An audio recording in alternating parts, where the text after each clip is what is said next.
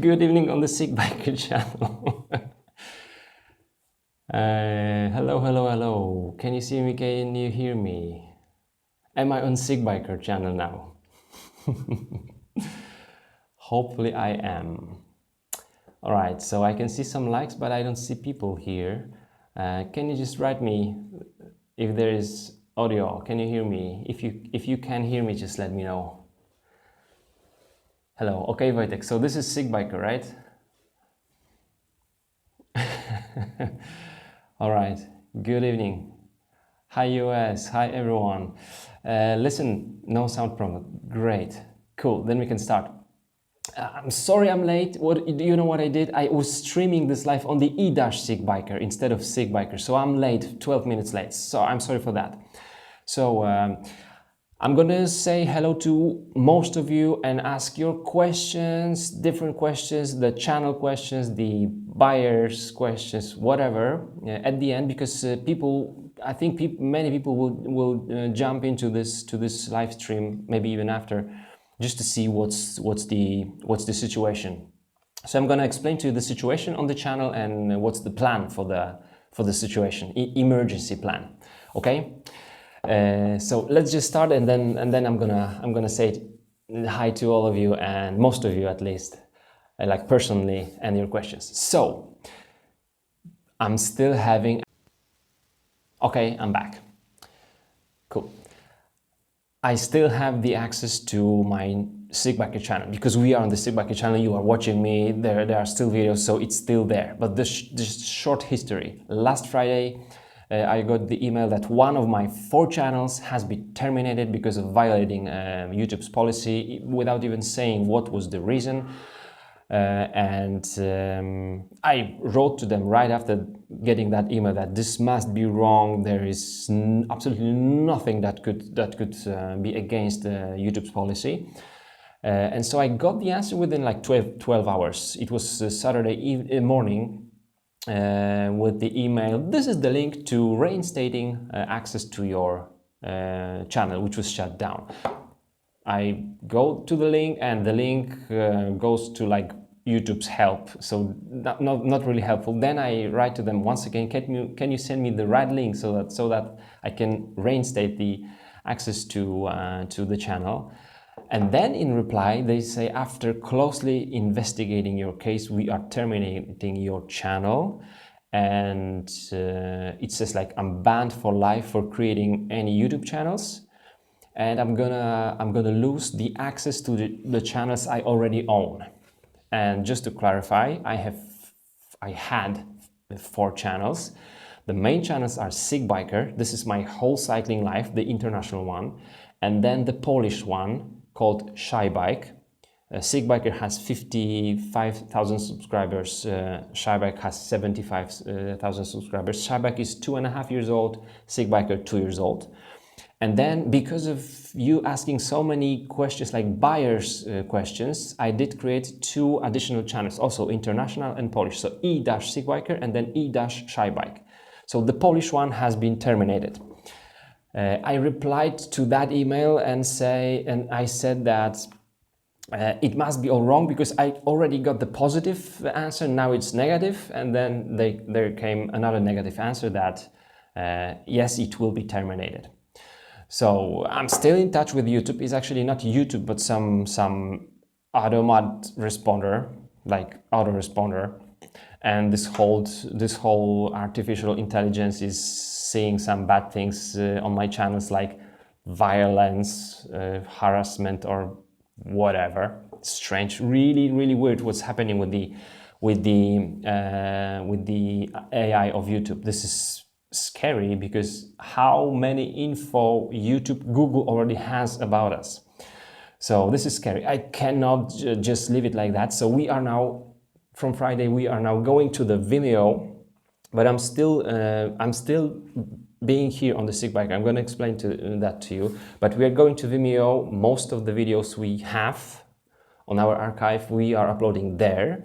And also my patrons, which I just actually really started now, this whole Patreon project. We'll be getting even more materials, more content, and we are just going to be on different platforms. There will be much more on the Facebook fan page of SickBiker. Vimeo will be there. Patreon will be there for you guys, and there will be a Facebook group. And then we already have Polish forum, which is awesome, so awesome. We're gonna have the English forum as well. So all the platforms will be ours. And if YouTube says, get out, SickBiker, I'm still gonna be there in the air for you. We are also studying the podcast. So we are changing many things here in the studio and with the project. So even speeding all the things up. So guys, if you want to see more and just support me, if my work for you is worth it, just go to the Patreon site and find SickBiker there. I will be, from time to time, I'll be giving some info on my videos about it, and you can do that. For my current subscribers, nothing changes unless YouTube really shuts down this main channel, SickBiker. I'm going to be uploading it. It won't be a paid channel. There won't be any paid content. It will be just still my vlogs, and I'm not gonna decrease the number of my uploads because of the Patreon, so that I can give more there. I'm just gonna work more, but the amount of videos on this channel will remain. I'm gonna train even more. I have so much to tell you about it. So many things I'm now changing, tweaking and doing better. So next season it's going to be very interesting, guys. So I think that's it. So it's not gonna be paid. I'm not gonna close it. I'm not gonna do less on YouTube unless YouTube really shuts down the SickBiker channel, which I'm not gonna let them do so easily. This is it. Now, if you have some questions, I'll be happy to answer your questions. I'll be happy to tell you more, maybe your suggestions, maybe what you would like to see, what projects you are looking forward, or maybe some buying questions. No problem, we can do it. Yeah, yes, it is 500%, John. Yeah, this cassette right there. Yes, it is. Okay. Make video about comparing drivetrain for SRAM X1 versus XT Shimano. Drivetrain life. So you mean, okay, how durable the drivetrain is. You will definitely know how many kilometers I'll do on one chain on the Eagle. I'm not sure whether it's going to be XX1 Eagle, but I'm going to give you all that info. And some Shimano definitely on the road bike. I'm not sure if I'm gonna be riding a lot on the Shimano drivetrain next season. Comparison, no problem, but if you mean like 5,000 kilometers test, SRAM, yes. Shimano, I don't think I'm gonna do so many kilometers. Okay, handlebar for cyclecross bike, any recommendations? Oh, just some compact, nice handlebar, not too deep, just compact, not too deep. A good position because you need to have access to your brakes when you're going down very steep hills. So shallow handlebars, and make sure that you have the right width. And yeah, maybe alloy one, because probably you will be crashing sometimes with the bike, and alloy in that case will just be more durable. SRAM, yeah, so far the SRAM train is awesome. So guys, you have so many buyers questions. That's why I created those additional channels like e-SickBiker and e-ShyBike. But I'm happy to talk with you about some gears. Okay, would it be stupid to replace an old Dura Ace 7900 on 2010 felt with a brand new Ultegra? It would not be stupid, good only me, but if you still have access to, let's say, chains, and I think it's no problem to buy a chain for 7,900, then the question is, why would you want to do it? Maybe you don't want to have those external cables. Those don't bother me at all. But the new Ultegra is definitely a good group set. I can recommend that, but Dura Ace is cool. I understand your Dura Ace is 10 speed, right? 7,900. No, Dura Ace 7,900? No. Is it 10 speed or 11 already? I think it's even 11. But what I wanted to say, there is not so much difference between 10 speed and 11 speed. There will be basically difference just between 2 gears, which is not that crucial for many of us. Okay, Hans Power, hello. Did anything new pop up concerning your channel? No, I was told that one of the channels is terminated, and I'm losing access to all of my channels. So far, it didn't happen.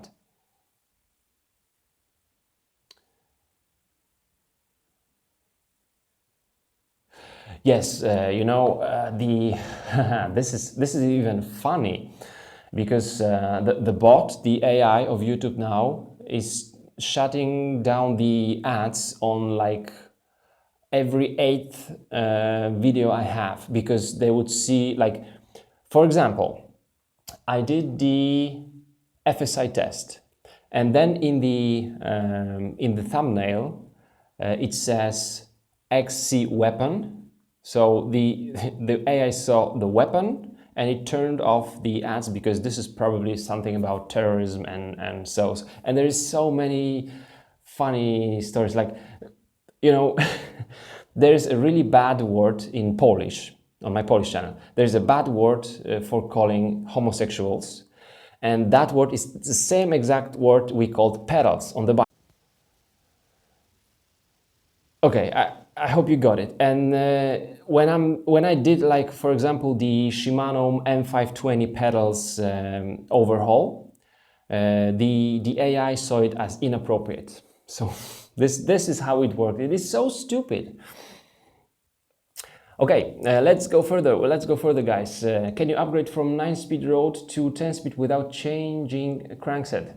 According to all the brands, Campy, Shimano, SRAM, no, because you're gonna have narrower chain. I didn't make it myself, but I know many riders who did change the cassette to 10-speed and its speed working. Most likely, when you replace the cassette, you would need to replace the chain. But the crankset might go pretty well with your chain. Yeah. Okay. Yeah, it has 2 meanings. I didn't see Ator's video about me. No. Track versus cross. Okay, Matthias. Could you tell me, what are you asking about? Track versus cross? Maybe you mean cross bikes versus trekking bikes? Okay, Matthias, I'm waiting for your question. You mean trekking bikes versus cross bikes? Yeah, Rakovica says 9-speed crankset works on an 11-speed bike. Yeah. Yeah, because when we change the cassette, then the distance between the sprockets changes, but the thickness of the sprockets remains the same. On the crankset, probably nothing changes, so same distance and same thickness. Would it be good upgrade from Santor XCT 29er to RockShox Recon Silver on Cannondale Trail? Is it worth it? Okay, so your XCT is coil spring, and if you mean RockShox Recon Silver air spring, yes, it would be worth it. But you know, from RockShox Recon Silver, it's not that far to RockShox Reba Sometimes you can find really interesting discounts. Recon Silver is not bad, but I'm pretty sure Reba will have thicker uppers, and that makes a difference. If RockShox Recon Silver has 30 millimeters and Reba has 32, that makes a difference. I would think about it. If I was to add, like, let's say $70, I would go for Reba even. But yes, from super heavy duty Santur as coil spring, this is good upgrade. But think also about the lowest model of Santur air spring, because these are good forks. I don't know why people think when upgrading from Santur then to RockShox. Santur also makes very good forks. What's the fastest you have gone on the bicycle? It was 82 kilometers on the mountain bike and over 100 kilometers on a road bike. Buenas noches. Buenas noches, Jesus Hernandez Blanco. The rest of your question, I don't understand. Okay. Back to Matthias. Track cycle versus cross bike for winter training. You mean track? Oh, you know, track, you are training indoors actually, so the weather doesn't matter for you. Then, so if it matters for you that you should be, you want to be independent from what's outside, then track bike is cool. It's really cool. It is fixie. Some say it will improve your pedaling efficiency. Some say your pedaling will be like rubbish after that when you change into a normal bike. But for me, it was really good. I was doing that with BMC at the BMC headquarters on the BMC bike. It was lovely. But then cross bike, you know, if the weather, I think you are from Germany, Matthias, right? So the weather is just like in Poland. I'm riding pretty much all year round, but if I want to do training, specific trainings, I'm riding indoor. I don't train on the track, but on my indoor trainer, a lot of on the indoor trainer. So maybe track. Okay. Okay. 100 kilometers on the road bike is super easy. You just need the descent, long descent. Di2 or cables on a new bike purchase. Okay, Eric, my opinion about it, I've tried all the electronic systems. Shimano, SRAM, maybe not all, sorry, but I tried Shimano, SRAM and FSA. FSA makes also a cool one, and the Campagnolo. I would say cables are super cool. If you have good wires, good housings, and it's working fine, it's super cool. But if I was going to go for the electronic system, I would definitely go for SRAM, because there is no cables there, you know. For me, having electronic shifters and routing all the cables to the accu doesn't make that much sense, because still you have to do that job. You still have those cables, and on SRAM you have no cables. It's all wireless. So that would be a point for me to upgrade to it. But cables are very good. If you like, yeah, I have Ultegra right now. I had 105. I had Sora. No complaints about cables. Preet Kudra, I think my longest manual was like 5 meters, not more.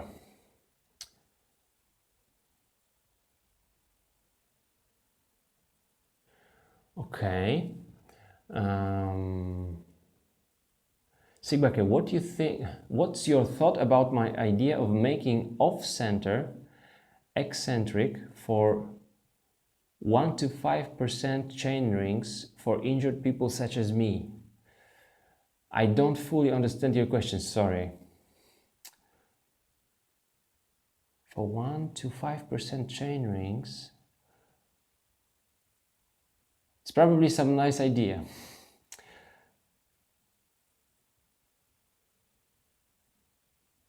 Okay, Trek Excalibur 9, 2016. Anything you can upgrade on the Trek Excalibur 9 2016 for trail riding? All right, definitely the saddle. If you feel like the saddle bothers you after 2 hours of riding, think about the saddle. That's something this is so personal on the bike. When I'm getting new bike, I don't even think I would use the saddle. Normally I just replace it with the saddle. I know it fits me. But if you also think about trail riding, just having fun, think about wider tires. Like, I'm sorry, I've been riding quite a lot now the Minions, Maxxis Minions, and I love my racing Ralphs on the FSI, but Maxxis Minions give you so much more grip and fun. Heavier, more puncture resistant, maybe not that fast, but on the corners super fast.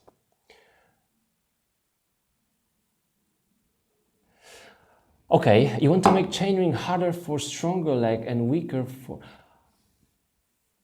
Oh, harder for stronger leg and weaker for... What? How would you do that? Harder for stronger leg and weaker... That's an interesting idea. Oh, Jena Skrbek, please ask the question again. I haven't seen your question. Weir or Weir, Trainer Road versus Sufferfest versus Swift. Sufferfest I don't know. Trainer Road and Swift I know very well, and if you can train in a laboratory with Trainer Road, then Trainer Road is for training. But if you need some kind of social experiences or just something you could draw your attention from the pain in your legs and see you are riding, you are doing something with people, then the Zwift is super social. Trainer Road is just like performance specific. But yeah, my answer is both. I'm having now once more the Trainer Road, but I'm gonna have also Zwift. For maybe like 5 months and use both, but mainly Trainer Road. I love training on Trainer Road. Okay, Bernardo Francisco Sequeira Delgado. Want to buy new bike right now between Super 6 Evo 2018 versus BMC Team Machine SLR 02 Ultegra. This is a very difficult question because both bikes are made with details in mind, but there's one thing about those two bikes, the difference. Team Machine has better look in my opinion, and Super 6 Evo, that's the bike I had for 6 months. It is super performance oriented bike, and it doesn't look that cool. The tiny straight fork in the front doesn't look cool. On my bike, like on my Cat 10, Kenner Cat 10, it looked awesome. On that Super 6, all the tubing is just shaped so that you have maximum power, stiffness and lightweight. So it is an awesome bike, but the look is important for me. I'm not sure whether I wouldn't go for BMC because of the look. But if you like the look, the graphics, the color of the Super 6, the bike has to be something you like to look at, to take pictures with and go out on. Okay.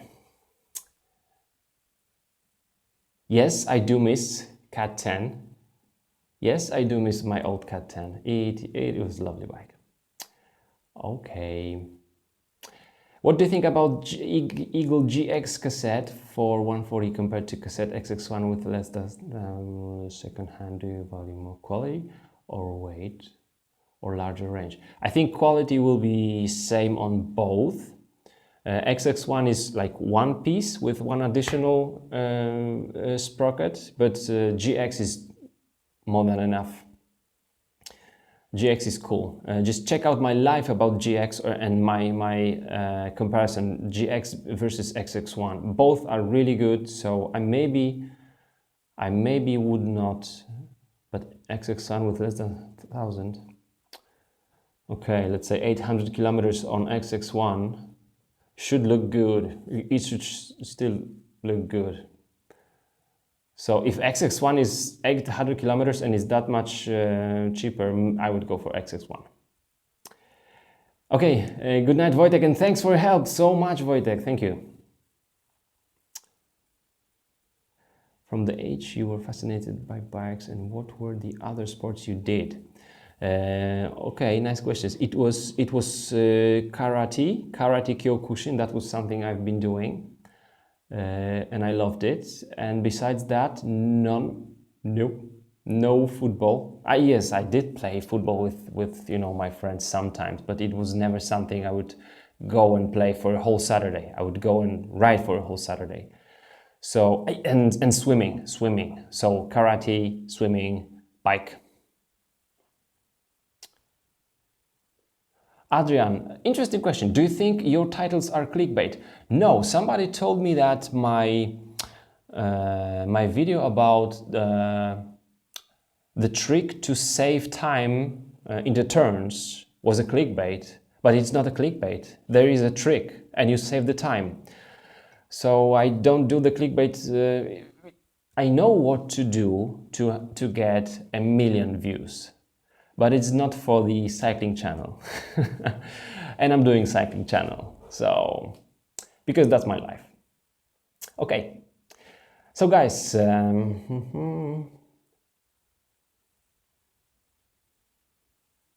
okay, Hans Power, maybe 3 last questions, all right? So the one I already have. Sorry if I'm nagging, but I could really need some info about single shock forks because I want to upgrade from my heavy steel spring fork on my trekking bike to a lighter single shock fork. Single shock, do you mean lefty? I need to okay. Please write, Hans, if you mean lefty, like single shock fork. You might... Okay, we are talking about trekking bike. All right, so okay, single shock. It's like a head shock looking Santur, for example. Why not? Why not? Why not? I didn't try this Santur, but the design of the head shock, not the lefty, but the head shock is really good. Very, very light and very, very stiff fork. Thank you, Joseph. Okay, the second question is,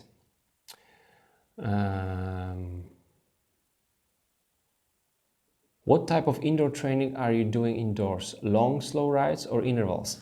Kaspars, I'm doing everything. Right now, I just jumped into the base, high volume base on Trainer Road. But let's go back. Are we back? Are we back? Okay, we're back.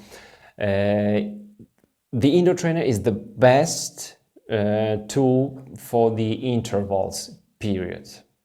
So if I'm gonna do intervals, even in the summer, sometimes I sit on my indoor trainer. Long rides are not that fun on the indoor trainer. If it's like 20 minutes tempos, today I had 3 times 20-minute tempos.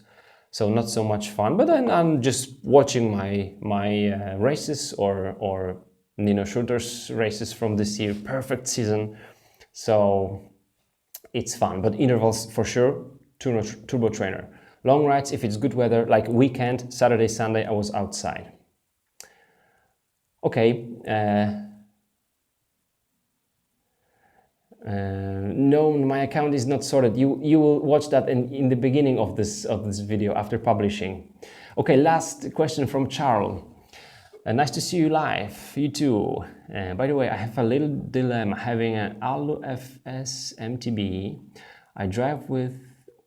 Okay, I have a giant advanced 29er unopened in the box and I'm about to return this carbon framed MTB. Should I keep? Okay, having an Alu FS MTB. I have giant advanced 29er unopened in the box and I'm about to return this carbon framed.